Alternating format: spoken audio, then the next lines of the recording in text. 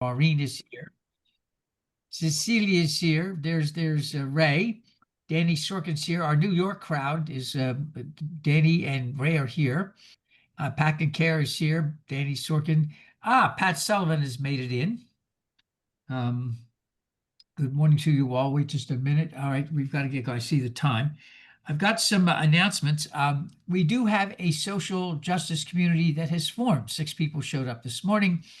And we've got a group that's ready to go, and we're going to be looking to wait till Nikki Lindquist comes back from Berkeley, California, where she's visiting her grandchild. We're looking at a Monday evening around 5:30 for a meeting. Nick Osterman has volunteered to coordinate. He's been involved in lots of social justice things in the community, and so you'll be hearing a lot more about things that, if you are interested, you may find, and it's not just limited to Miami. That's the very good stuff. This is things all over. So we're just not grounded in Miami. We want to remind you that in October, Andrea is coming with us to be with us. And then we have a special thing, possibly at the end of October. We're going to do something for Larry, playing music that he liked, including, I think many of you will love this, showing my age. I don't think I was born yet when Roy Rogers and Dale Evans. Kenneth, stop it, you're lying.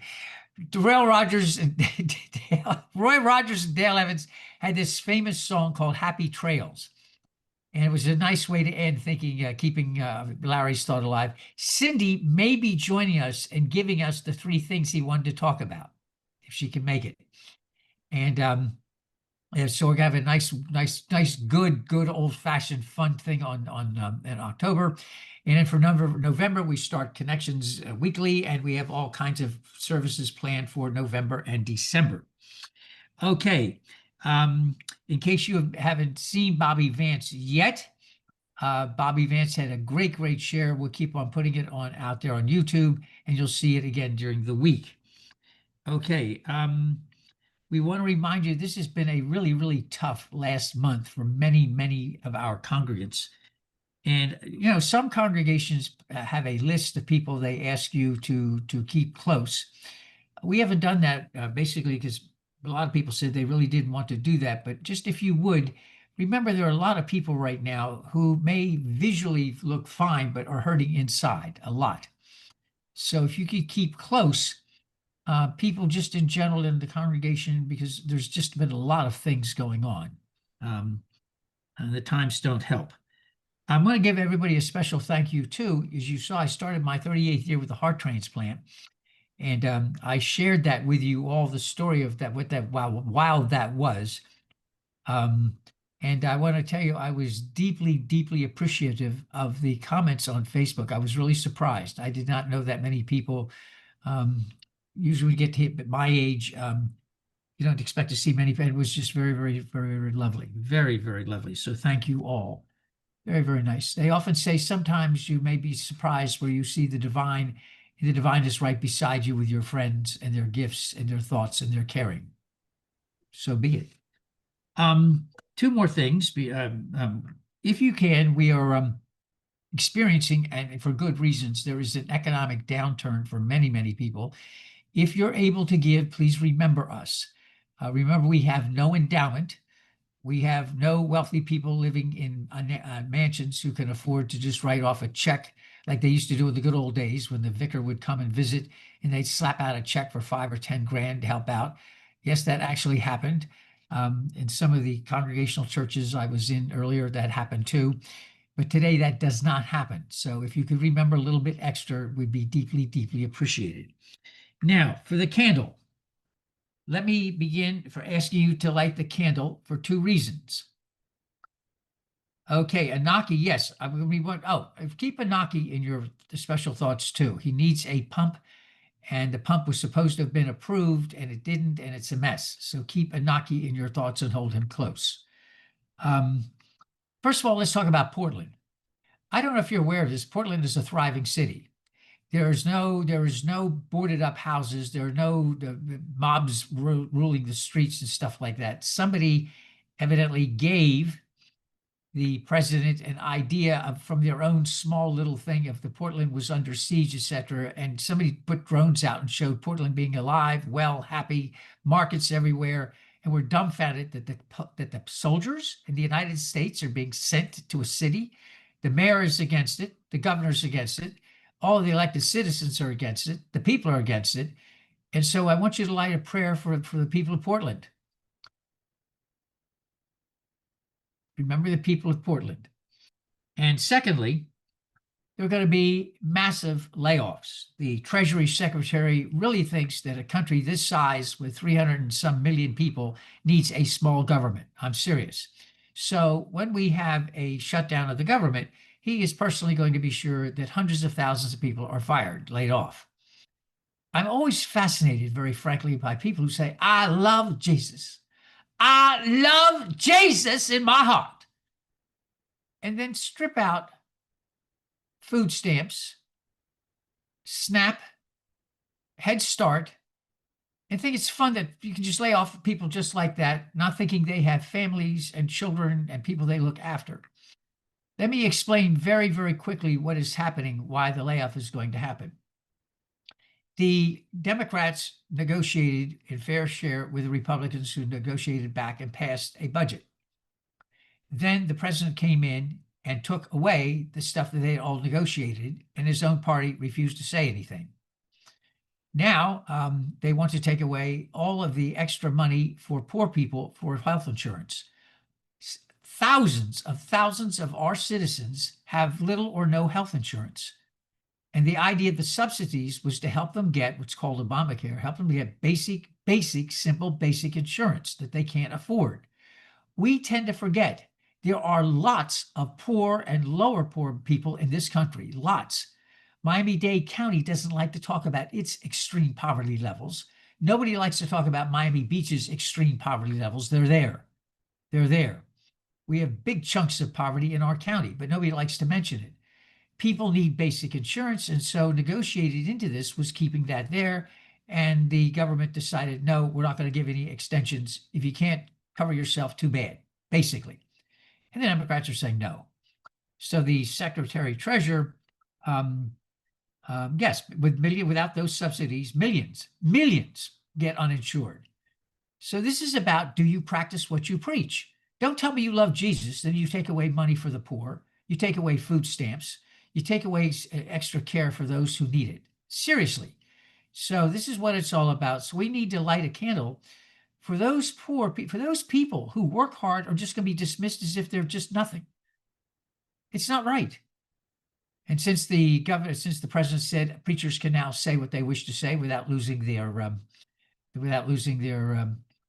extra help from income tax and stuff, let me just say it's not right.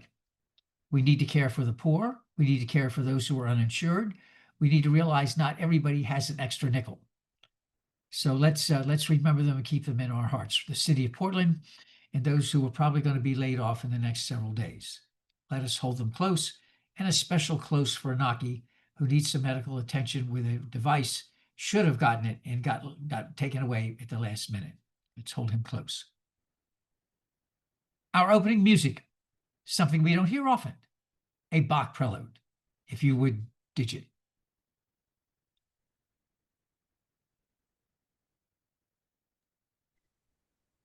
How long, Lord, will you forget me forever? How long will you hide your face from me? How long must I wrestle with my thoughts, and day after day have sorrow in my heart? My God, why have you forsaken me?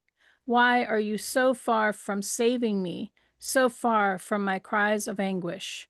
My God, I cry out by day, but you do not answer. Psalms 13, verses 1 and 2, and 22, verses 1 and 2. And I invite you to join me in the responsive reading as you wish, reading the parts in green. Two possibilities exist. Either we are alone in the universe, or we are not. Both are equally terrifying. Arthur Clarke. If you're lonely when you are alone, you're in bad company. Jean-Paul Sartre. The trouble is not that I'm single and likely to stay single, but that I am lonely and likely to stay lonely. Charlotte Bronte. Remember, we're all in this alone. Lily Tomlin. Solitude is fine, but you need someone to tell that solitude is fine. Henri de Balzac. Now our reading Alone. Lying, thinking, last night, how to find my soul a home, where water is not thirsty and bread loaf is not stone. I came up with one thing, and I don't believe I'm wrong, that nobody, but nobody, can make it out here alone.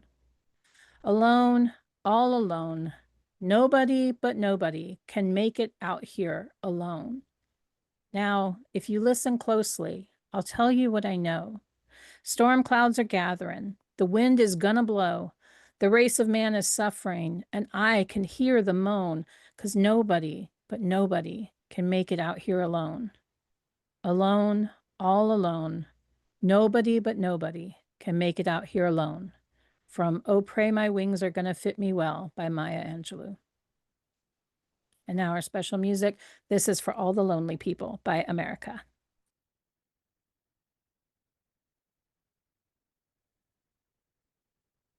Grant us, we ask, to speak, to hear, to sense, to feel. And may that divine spirit move within all of us to keep us close, to give us love, to give us life. Amen. On March 3rd, 1974, which is before all of you were born, standing in the august pulpit of the Central Congregational Church in Fall River, Massachusetts, once the mill capital of the world, the young minister, the Reverend Kenneth Claus, was going to preach eloquently on an article by Susan Jacoby from the New York Times, published 2 weeks earlier, on the incredible emerging epidemic of loneliness. This was a major, major problem now in the United States. 25 years later, a quarter of a century later, Robert Putnam became something rare, a celebrity academic. He published a book called Bowling Alone. You heard that, Bowling Alone: The Collapse and Possible Revival of American Community. Why? Because Americans, it seems, were alone all over the place. Then, of course, you and I experienced some just wonderful, unspeakable joys. The pandemic lockdown. I don't know if you ever remember how that worked. I remember I had not driven in 3 or 4 weeks and decided I had better go turn the car on. I remember going outside and standing next to my Jeep and thought, this thing is a monster. How did I ever get in it, let alone start the car? Had no idea what this thing was. Do you remember the lockdown? I think most of us try to forget it. Then, of course, there are dating apps. You don't actually have to meet the person. You can kind of meet them, like not really meet them, but it's kind of like well, we're meeting, but we're not. Then, of course, there's the new way of dealing with disappointment. You can ghost. In case you're not aware of ghosting, that means you have nothing to do with it. You block them off all social media. Then, just to step in, are you ready for this? I don't know if any of you are aware of this. It's called Replika. Do you know the app? Replika can become your friend. It will ask you all kinds of things about you, and it will talk to you and comfort you. Yes, it will talk to you and comfort you and become your best buddy and in love with you too if you don't watch it. Replika. Yes. And then, of course, the Surgeon General, catching up, declares we have an epidemic of loneliness. Here's a little quote as we get started. Are you ready? I hope you like this. It is better to be alone than being with someone who makes you feel alone. Think of that one for a moment. Let's talk about a very important difference. There's a difference between being alone and loneliness, a big difference. We tend to forget that Moses took time alone. Elijah took time alone. Jesus of Nazareth was constantly saying, I need time out. And he would go off to a quiet place, is the way the gospel writers would put it. Muhammad used to meditate regularly outside of Mecca. Being alone is not the same thing as loneliness. I don't know how many people here get tired out of peopled out. I don't know why. People think I'm obviously very, very, very social and social all the time. It would surprise you to know that come by 4 o'clock in the afternoon, I don't want to talk to anybody. I get peopled out, seriously peopled out. And I asked my students, I said, how are you doing today in terms of finding some time for yourself? I don't know where you live, but right here in Miami-Dade County, most of the students are still living at home. Why? Because it's too expensive to live anywhere else, which means several of my students want to divorce their parents. Several of my students are ready to send siblings into exile. Bulgaria is looking good. And other students are absolutely convinced that they were accidentally switched at birth and wound up in the wrong family and have no time to be alone. And I asked the students, is you finding that a major, major problem when you could just take some time to be by yourself in a healthy way? Being alone does some good things for us. It gives us a chance for self-reflection. It gives us to think about things we need to do. It helps us ground ourselves. I said to my students, you'll get a kick out of this.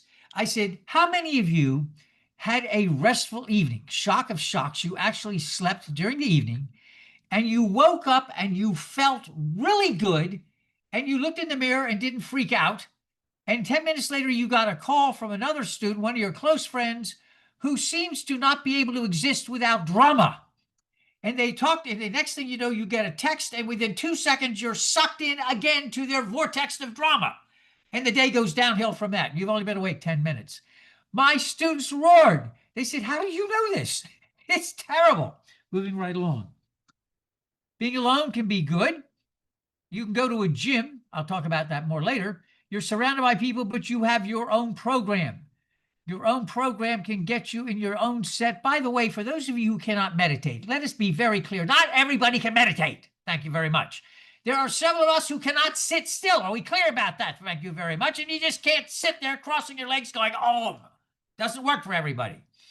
The Hindus, I might point out, were the first ones to suggest, hey, guess what exercise does? The same thing to you that meditation does. It gets you into a zone. It pushes things away. It lowers your blood pressure. When you finish, you feel very good. You get a glow.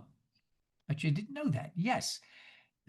Exercise can do the same thing for you as meditation. So if you can't meditate, there's plan B. There are all kinds of things you can do when you're alone. I'm talking about loneliness instead. The latest statistics are not good.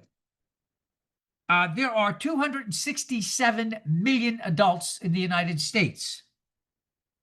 41% of those are married or with somebody, and 41% of those are single.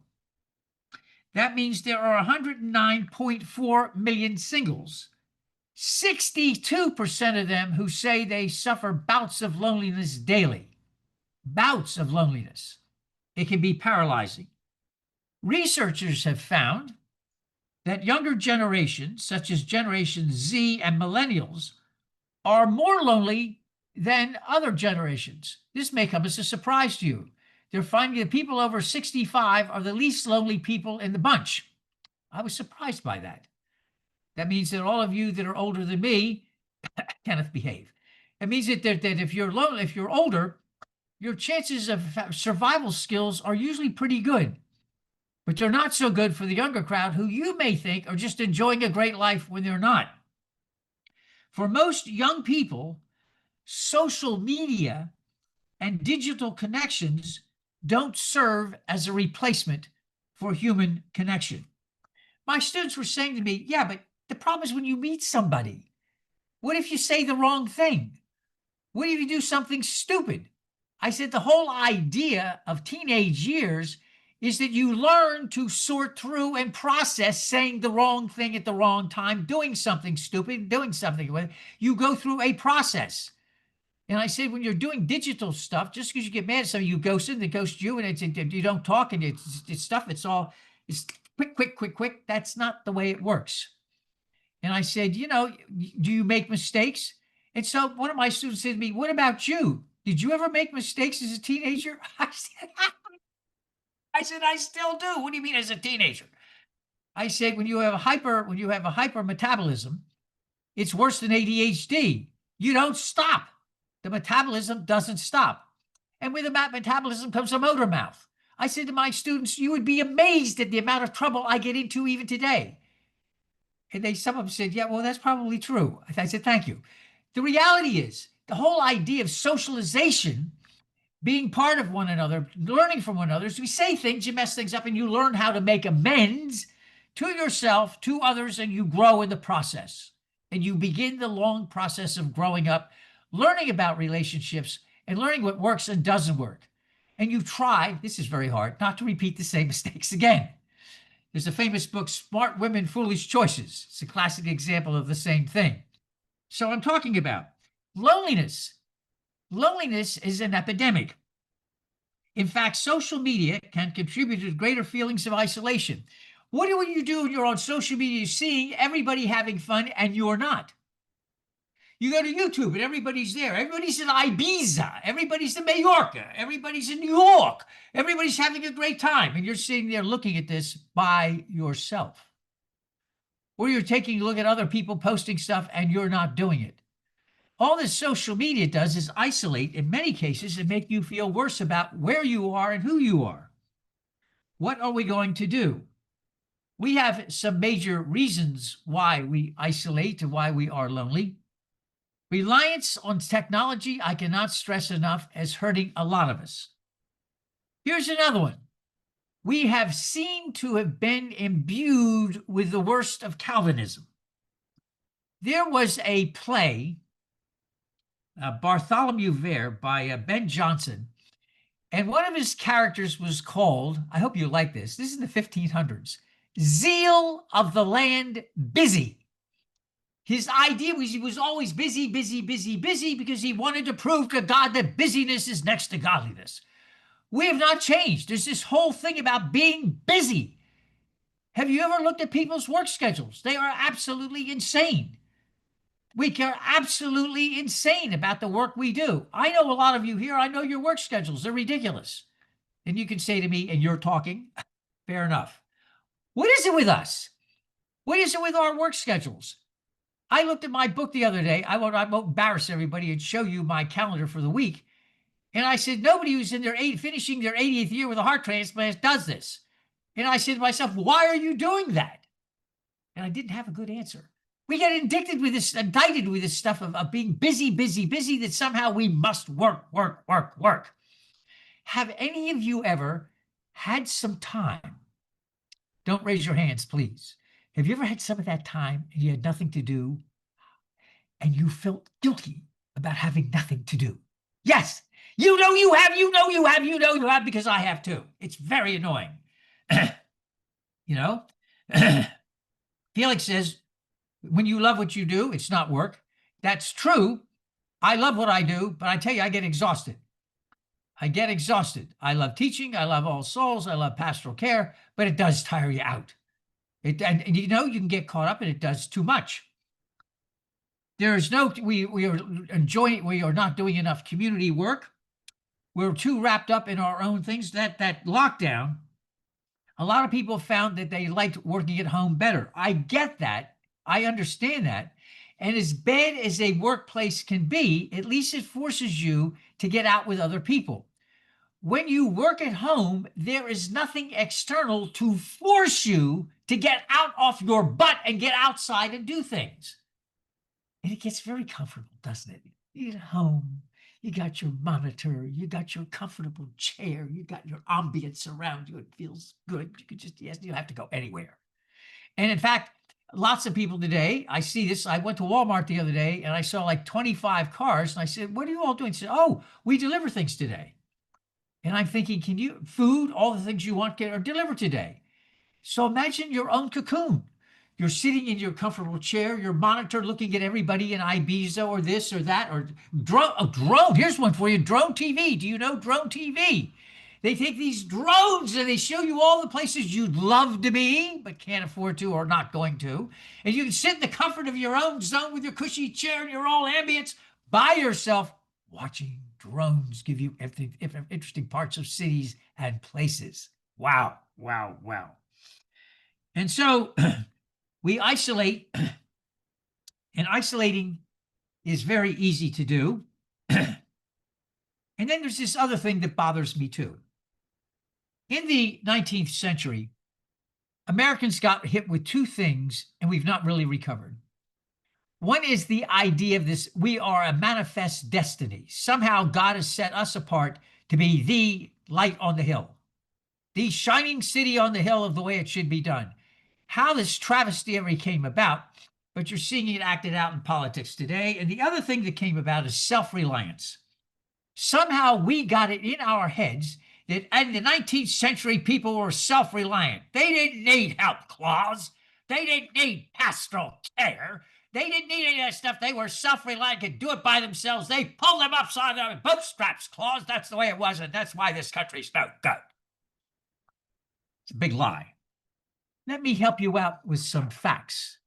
I know this is by the way, we are now taking a side view, and we're told in preaching never do this. You might be interested in knowing in the 19th century that infectious diseases didn't have any vaccines. If the RFK had a chance to go back to the 19th century, he wouldn't live probably a year. The amount of infectious diseases. Have you heard of diphtheria? Have you heard of whooping cough? Have you heard of smallpox, dysentery, typhoid fever, measles, influenza? They all existed. Poor sanitation. Let's remember there was no hot and cold running water. What you had is common diseases, wiped out populations like you can't believe. Here's another one. How do you get out to the West? Wagon trains. Did you ever realize that buffalo stampeded wagon trains regularly? Horses took off, and there were accidents happen in camp in the evening. Wagon train accidents, drowning, and widespread use of firearms. Yes, did you ever you'd be amazed at the death toll of people shooting people because they got angry or depressed in the good old 19th century. People talk about animals. What are you going to do, Tracy? Dr. Tracy is there when a cow is trying to kick a flea or something is bugging it, and Tracy's in the way and gets her shin kicked. And the latest help is 5 miles away, and since she can't get to that because she's on the ground, what's going to happen to Tracy with the infection? We don't realize how isolated people were in the Midwest and Far West. Usually your closest neighbors were 5 and 10 miles away, but when people finally got to you because they hadn't heard from you in 6 months, you were already a ghost. You were already a skeleton. That happened a lot. Here's a nice, pleasant thought. Child mortality in the 19th century. 1 in 5 children didn't make it to 6 years old. So don't tell me that we were self-reliant in the 19th century. Your self-reliance when you got bit by a rattlesnake, kicked by a horse, stampeded by a buffalo, or picked up dysentery or typhoid or any of the other diseases that happened, or bad weather. Did we talk to you about winter madness? Winter madness when you're stuck in a one-room, you're going to love this, duckies, a one-room cabin, no hot and cold running water. You run out of fuel. Don't you love that? You run out of chopped wood. And where are you going to go to the bathroom? And you're going to be in this this one-room cabin for maybe 6 weeks because the snow is so bad. This is reality, folks. And where people dreamed up, we are self-reliant will kill you. So let's talk about, are there some things we could do? Now, you might say to me, Claus, where's God in all this? I would argue that if there's a divine reality, the divine reality reminds us you have to help yourself.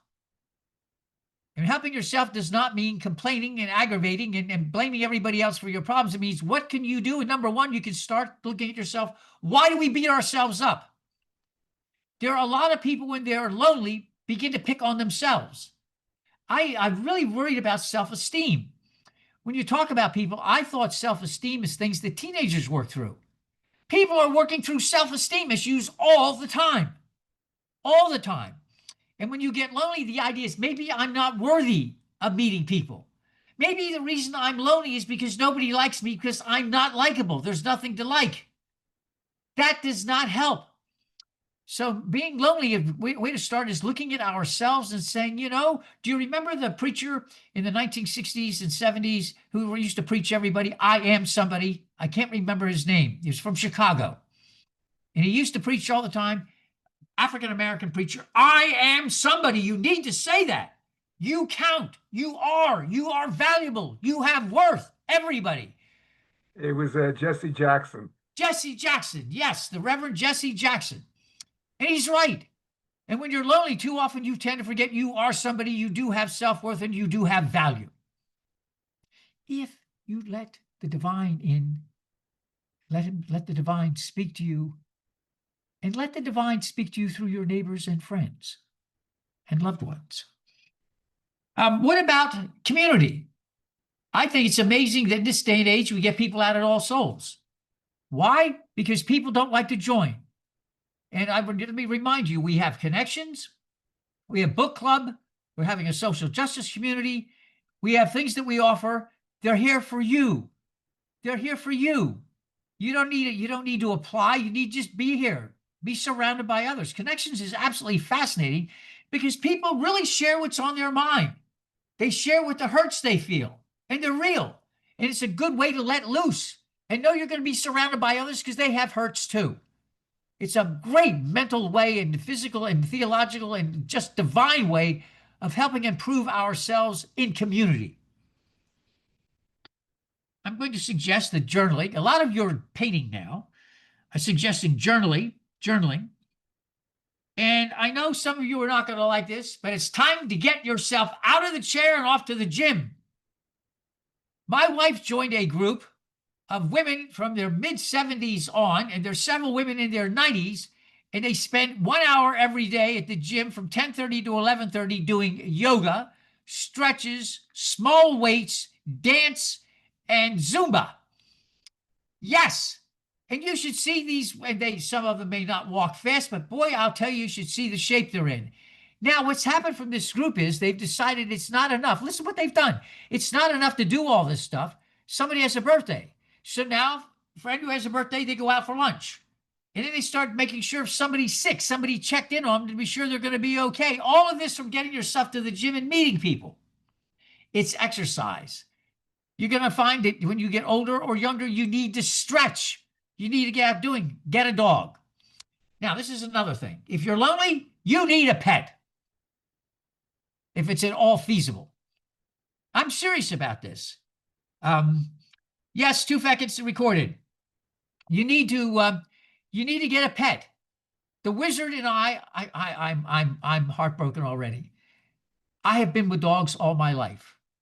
When we talked about my heart transplant, I was divorced. Don't feel sorry for it. It was my fault.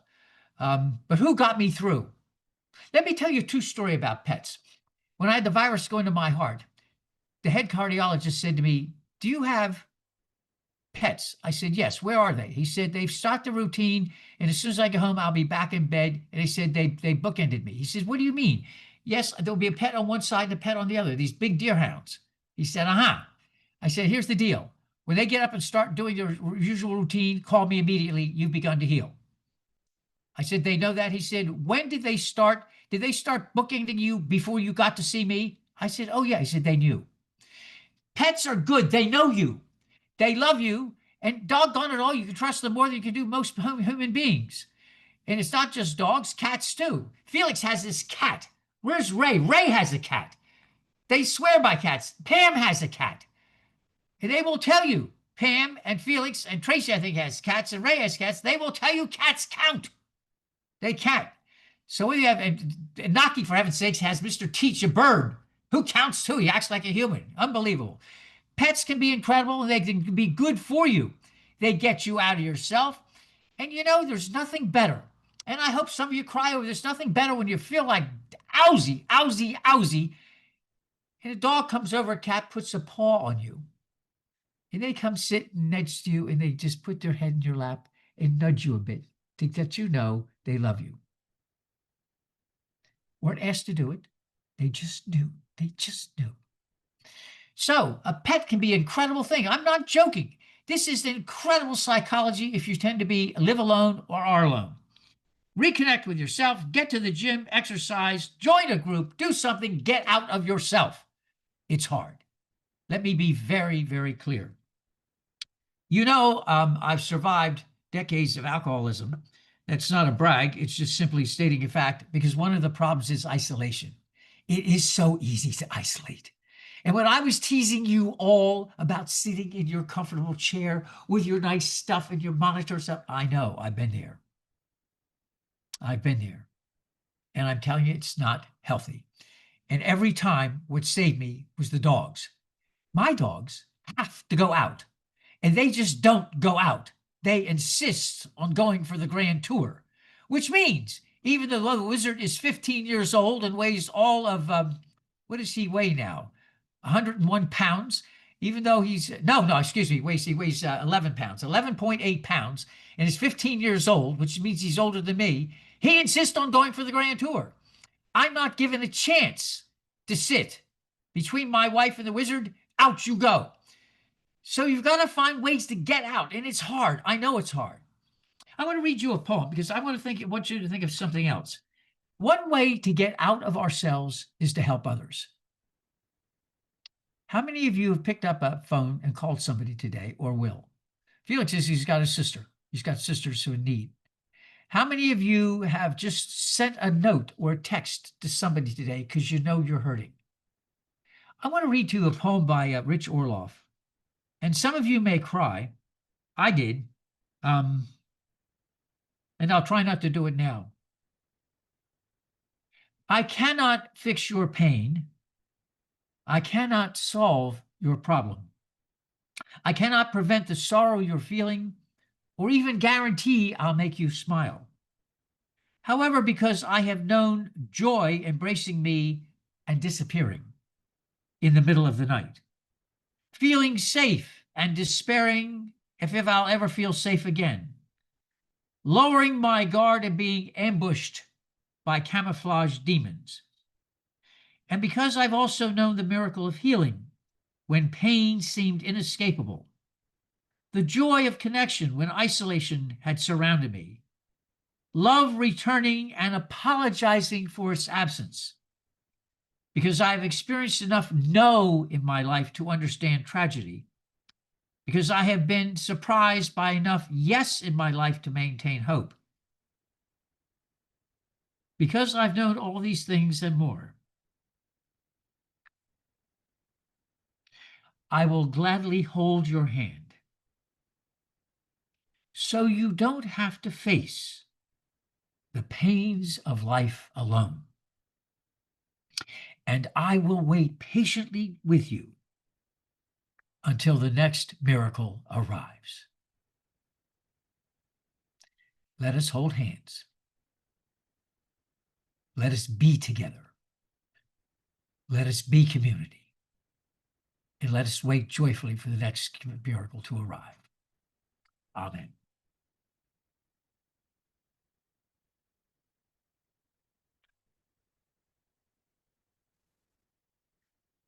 And now may the road rise to meet you. May the wind be always at your back. May the sun shine warm upon your face, and may the rains fall softly upon your fields. And when we meet again, may the divine in me greet and embrace the divine in you. And in those words we know so well, Amen, Ashe, blessed be. May it be so, and may we be the ones to make it so. Amen. Thank you all for being here today. Thank you, Digit, for tech. Thank you, Tracy, for assisting. Thank you, Felix, Cecilia, Pam, Gail, and Tom. Good morning, good morning. Thank you, Ray, Maureen, Bobby, Danny Sorkin, Pat Kincaid. Cindy is here with us. Blessings to Cindy and her thoughts. Anaki is here as well with Mr. Teach. Chris Diaz has made it in. Chris, we ran your stuff about the chickens. It's absolutely amazing. And Pat Sullivan as well. Loves to you all. And we're here for you. You know that. We're here for you. And there's Pat's, and there's Pam's cat. Yes. Loves to you all. Remember, pastoral care is always here for you. And Felix, if you'll send me that, I'll post it as well. What was in the text. Okay. I will send you all tomorrow, by the way, that poem that I read by Orloff. It's really, really speaks. Blessings and peace to you all. Bye-bye now. Bye-bye. Bye, everyone. Have a good week. Bye-bye. Have a good weekend. Bye, everyone. Have a good Everyone, week. Be well. Good Best weekend. wishes. Thanks to everyone.